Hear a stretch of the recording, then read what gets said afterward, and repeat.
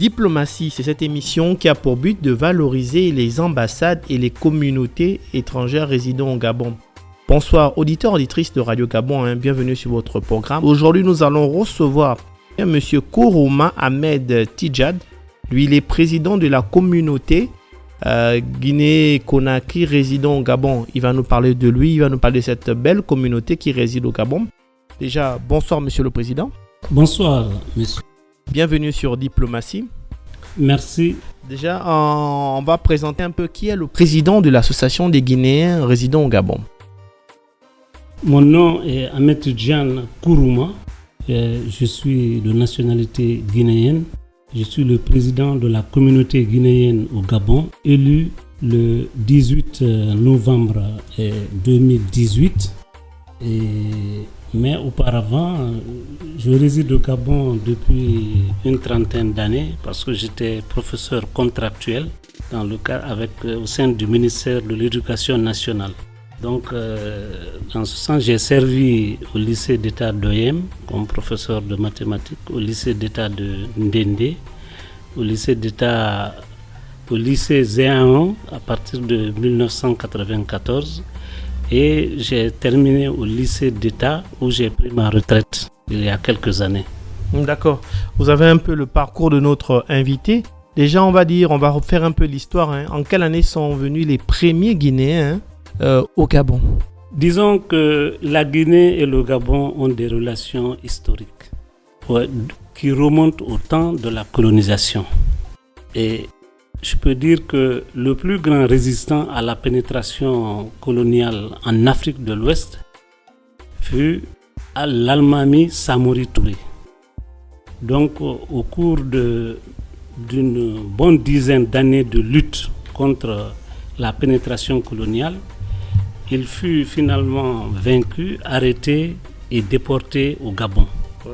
Il résida d'abord, quand il est arrivé au Gabon, il résida évidemment sous l'encadrement des autorités coloniales, je crois, dans le quartier de Glace, ouais. Un peu du côté de la banque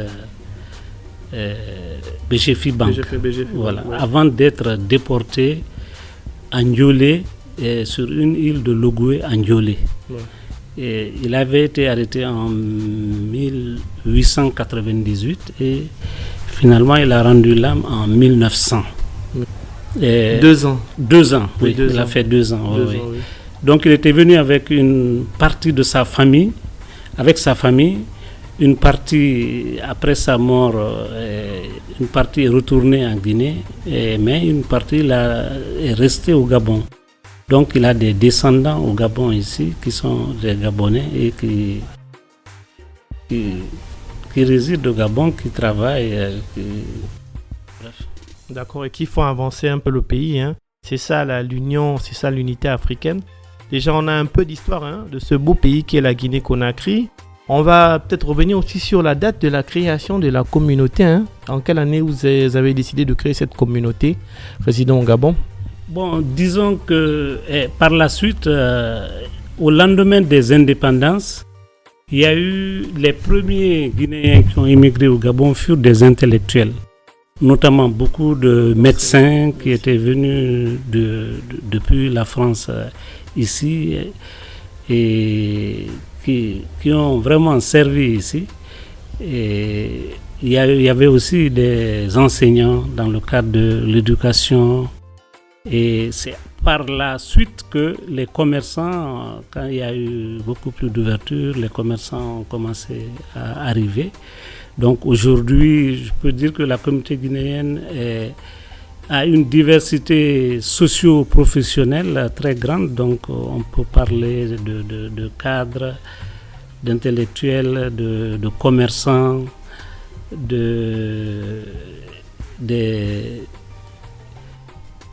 tailleurs, des restaurateurs, surtout dans la restauration et la couture. Ils se sont très imposés. Mais moi, je vais peut-être revenir aussi sur cet élément-là. À quel moment vous avez créé cette communauté, cette association, sur le regroupement de Guinéens, oui. Voilà.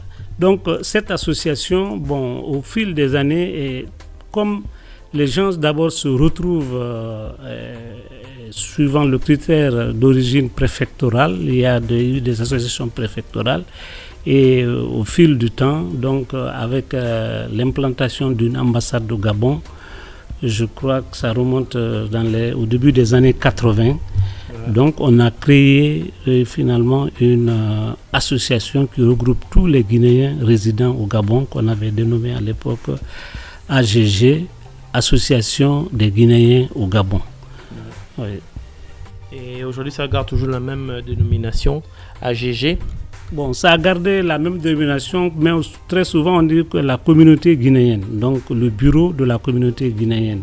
Et disons que le dernier bureau avait été élu en novembre 2018 avec sous l'autorité de l'ambassade de Guinée et en accord aussi avec les autorités gabonaises en gestion de l'immigration. D'accord. Aujourd'hui, on a observé que beaucoup de Guinéens sont quasiment dans la totalité du territoire national. Vous, par exemple, par votre expérience, comment s'est fait le contact avec les populations locales, surtout à l'intérieur du pays? À Libreville, encore ça va, comme c'est une ville, on va dire, cosmopolite, mais à l'intérieur du pays, comment ils vous ont reçu? Disons, bon, à l'intérieur du pays, tout comme à Libreville, il faut dire que les relations entre Gabonais et Guinéens n'ont pas posé problème. Il y a une cohabitation tout à fait harmonieuse et même des mariages, donc, et aussi dans le cadre que ce soit des affaires et tout. Très souvent, la communauté guinéenne est celle qui pose le moins de problèmes au niveau des autorités de l'immigration, et ça même souvent on le dit à l'occasion souvent de la fête nationale du Gabon, quand on libère quand le président gracie les prisonniers, les détenus, il y a très peu de Guinéens qui figurent sur ces listes-là. D'accord. Où est située l'ambassade? Parce qu'aujourd'hui il y a une grosse information peut-être que beaucoup n'avaient pas. Où est située l'ambassade de Guinée-Conakry au Gabon? Bon, l'ambassade de Guinée-Conakry à Libreville est située sur le boulevard Triomphal, juste quand on part des affaires étrangères en remontant avant de passer sous le pont qui relie l'ancienne avant le rond-point de la démocratie, sur le côté gauche. L'ambassade est là et la résidence se situe à Batterie 4. Déjà à signaler qu'il va nous donner une information importante, c'est que les autorités guinéennes ont décidé de, peut-être pas suspendre, mais revoir un peu, parce que c'est plus l'ambassade, c'est maintenant la... Bien, donc les autorités guinéennes ont décidé la fermeture de l'ambassade. Donc le statut a changé et à la place on a ouvert un consulat général. Donc pour cela, l'ambassadeur de la Guinée en Éthiopie et auprès aussi de l'Union africaine a fait le déplacement dernièrement à Libreville ici et avec les autorités gabonaises. Et il a procédé donc officiellement à la fermeture de l'ambassade et à l'ouverture parallèlement d'un consulat général. Mais pour le moment, monsieur le chargé d'affaires qui était là, son excellence Mangué Silla, assure l'intérim en attendant la nomination d'un consul général. Mais cela vraiment pose problème au sein de la communauté dans la mesure où ce changement de statut, on perd beaucoup d'avantages. Et quand on sait que la communauté guinéenne au Gabon, forte d'une dizaine, entre 10 000 et 15 000 personnes, est la plus importante parmi les communautés guinéennes en Afrique centrale jusqu'en Afrique de l'Est. Et avant, au temps du régime de Feu El Hadj Omar Bongo, cette ambassade-là, elle couvrait toute l'Afrique centrale, parce qu'on disait ambassade de Guinée en Afrique centrale, avec résidence à Libreville. Ouais, donc nous avions essayé de faire des démarches au niveau des autorités ministérielles à Conakry, notamment les affaires étrangères, afin que le statut soit conservé. Bon, malheureusement, le décret avait été déjà pris et l'application même avait été différée. Il y a quelques années que ça a été pris. Et c'est le nouveau ministre des Affaires étrangères, le docteur Ibrahima Khalil Kaba, qui a finalement a pris la décision d'appliquer ce décret qui avait été pris bien avant lui. Voilà. Déjà, on va peut-être rester là parce que c'est très très important. Déjà définir c'est quoi un consulat et c'est quoi une ambassade, la différence. Bon, pour une ambassade, d'abord au niveau de la représentativité, ouais, c'est au plus haut sommet. Ouais, et là aussi, disons, la Guinée peut envoyer des missions, et notamment par exemple l'établissement des passeports ou bien dans le cadre de la coopération entre la Guinée et le Gabon.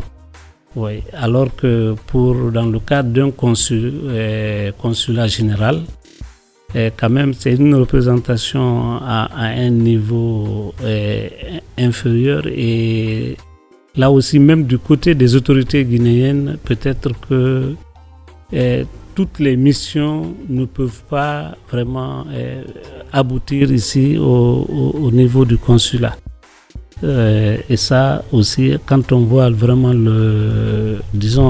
l'effectif des Guinéens ici, on se dit quand même qu'on méritait que le statut soit conservé, quoi.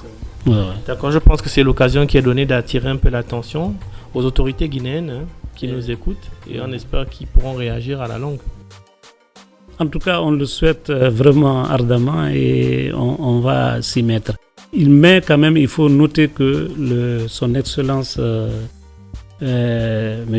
Gawsu Diaby, qui est ambassadeur de la Guinée en Éthiopie auprès de l'Union africaine, maintenant qui couvre le Gabon. Donc, c'est-à-dire que la représentation là maintenant est sous la tutelle depuis l'Éthiopie. Il nous a assuré que réellement avec un consul général dynamique, on peut booster les relations économiques, culturelles et politiques sans pour autant vraiment qu'on ressente trop ce changement de statut. Donc tout dépend vraiment de l'efficacité, du dynamisme du consul qui sera investi ici. D'accord. On va rester sur le prix du visa pour les Guinéens résidant au Gabon. Je suppose que c'est le même aussi des Gabonais voulant aller en Guinée, Conakry. Bon, la Guinée-Conakry utilise le franc guinéen. Nous ne sommes pas dans la zone CFA. Mais si on prend l'équivalent de ce que les Gabonais payent là-bas pour venir ici, c'est peut-être même inférieur. Sinon ici, le prix, je crois que c'est de 43 000 francs pour le visa. D'accord. Ouais. Et puis, je pense que aujourd'hui vous êtes imposé, et c'est bien. Vous avez dit il y a des enseignants, il y a des commerçants, il y a des hommes d'affaires. Aujourd'hui, vous impactez un peu sur le plan économique.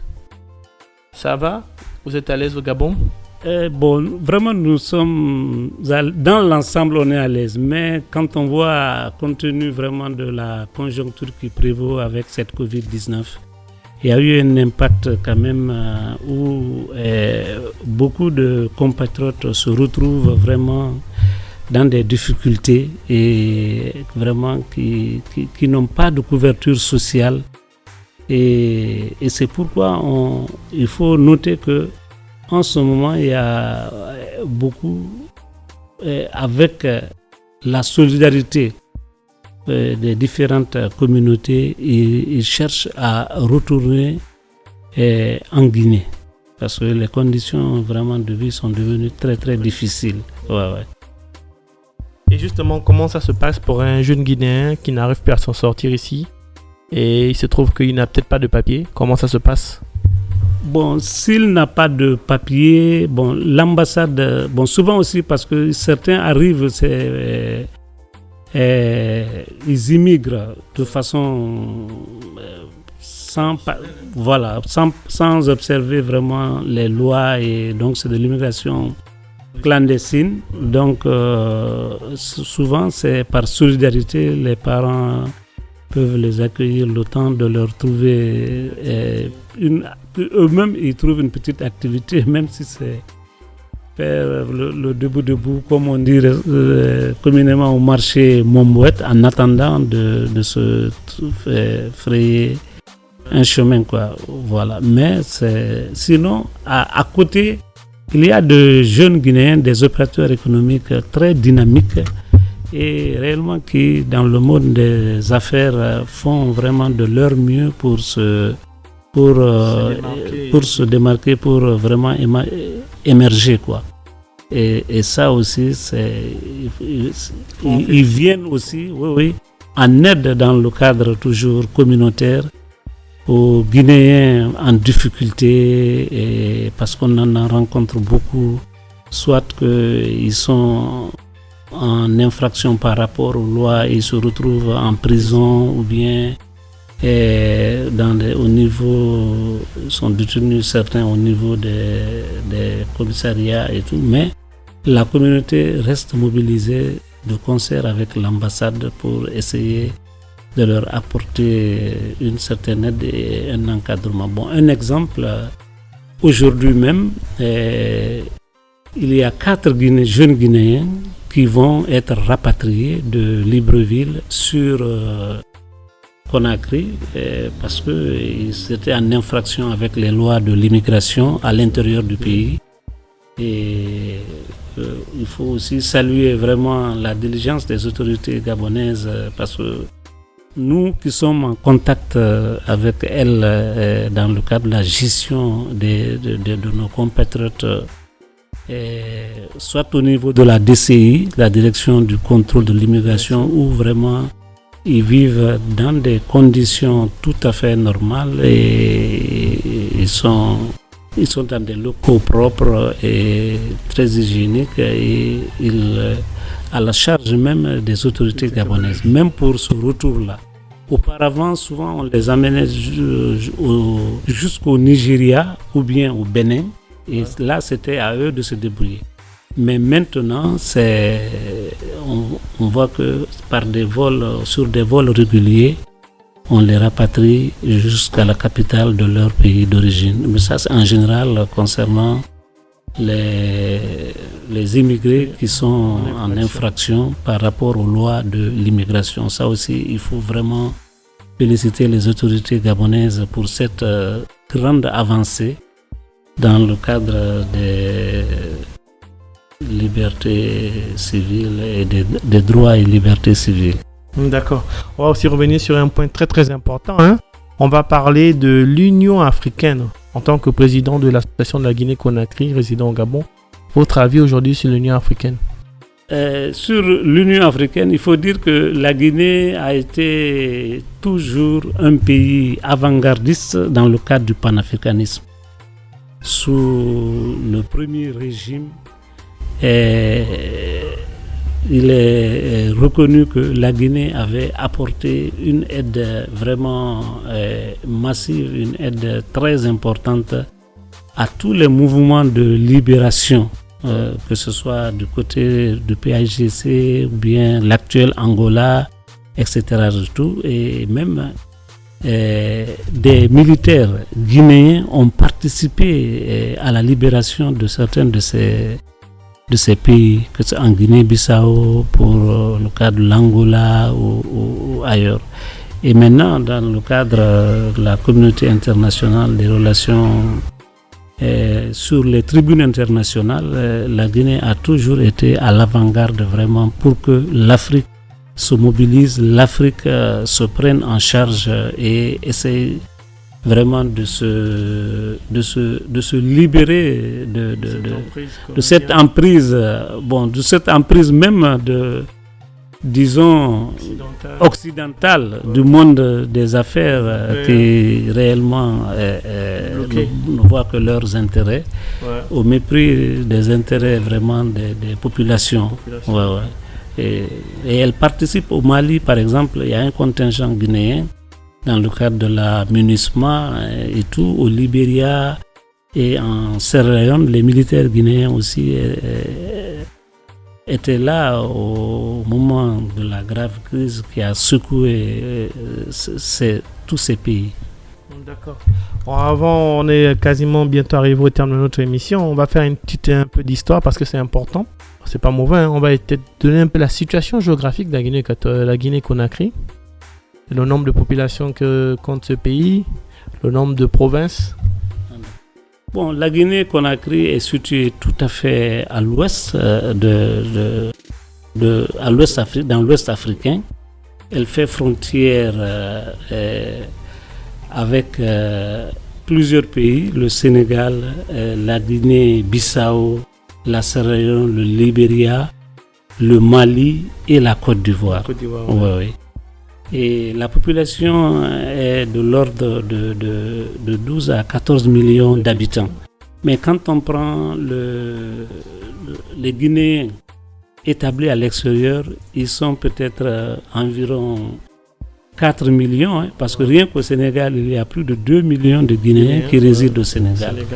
Donc, aujourd'hui, c'est un pays à potentiel agricole et minier très très élevé. Et dans ce sens-là, quand même, il faut noter que les autorités guinéennes, sous la conduite du leadership du président Alpha Condé, essayent de vraiment, sur le plan de la bataille de développement, on essaye de faire le maximum pour sortir le pays de l'ornière. Quand bien même le contexte politique n'est pas facile. On va peut-être aussi revenir sur le jour de l'indépendance de la Guinée-Conakry. C'est quand même important. Donc la Guinée-Conakry a pris son indépendance le 2 octobre 1958. Et suite le 28 septembre au référendum, donc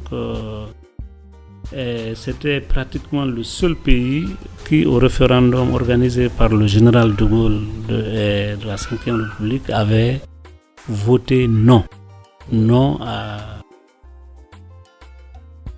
à l'union et oui à l'indépendance. Et ça, quand même, elle a payé aussi un lourd tribut par rapport à cela, parce que le pays a été stigmatisé, isolé pendant des décennies et des décennies, et surtout qu'ils avaient emprunté la voie socialiste avec une coopération aussi qui n'était pas très appropriée à l'époque.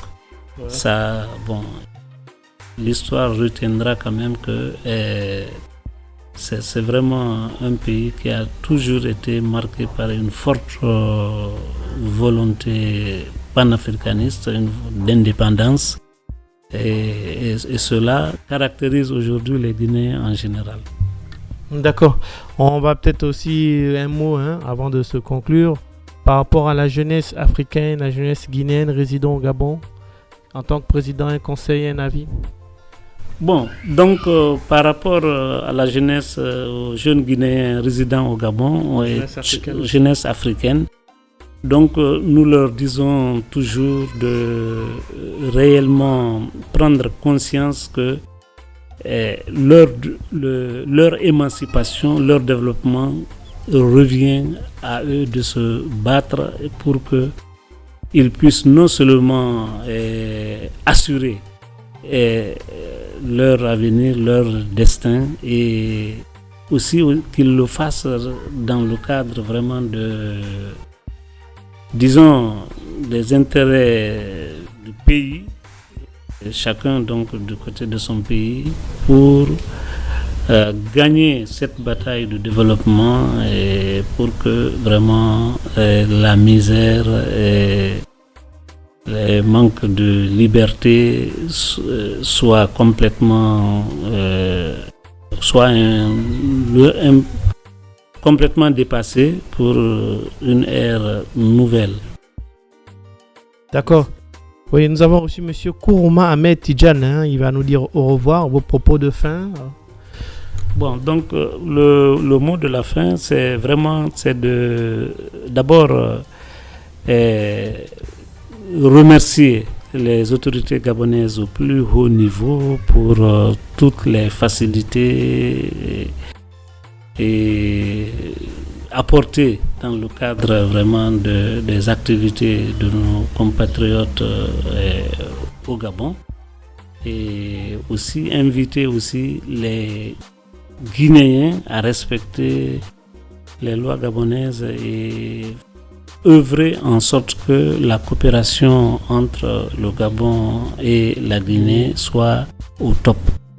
Il y a un numéro de téléphone hein, pour toute la communauté qui souhaiterait rencontrer contact avec le président.